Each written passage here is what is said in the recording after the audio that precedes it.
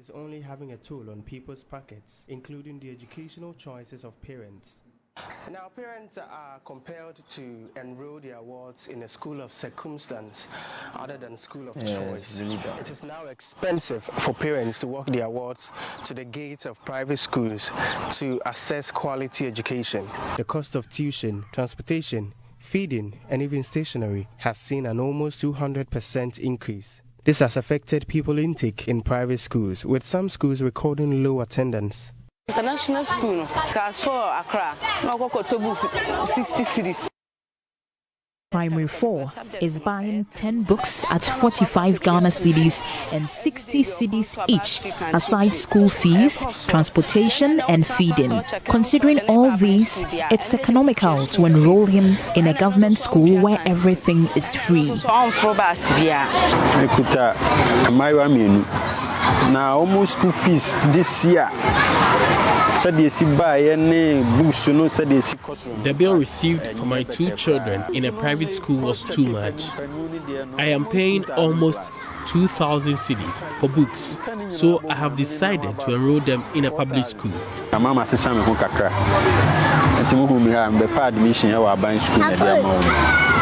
The intakes in private schools are decreasing, and this has the potential of collapsing the private education sector.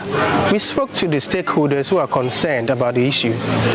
But for some education officials, it is a positive gain as they comment on the government for its intervention to salvage the education in public schools. Ashanti Regional Director of Education, Willie Kwame Amanka Apia, says interventions like school feeding, no school fees are some pull factors for the spree for public education. There are a lot of government intervention. If you come to the private school, the cost is there, but when you come to the public school, don't take anything.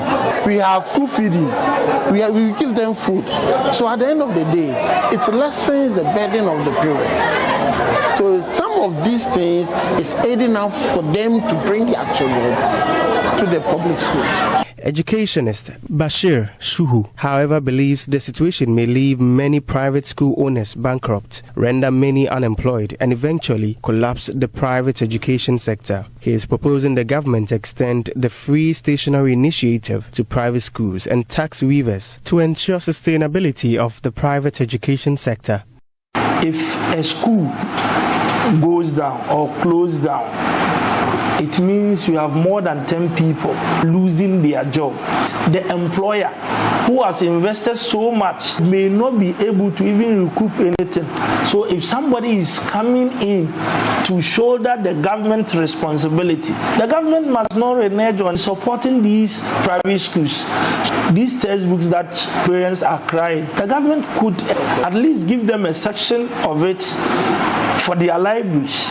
They pay taxes. If government can give them some level of waiver, because they pay tax on every single teacher, government could give them some leverage, some waiver, some deductions. I'm pretty sure most of the schools will bounce back. Reporting for Joy News, Clinton.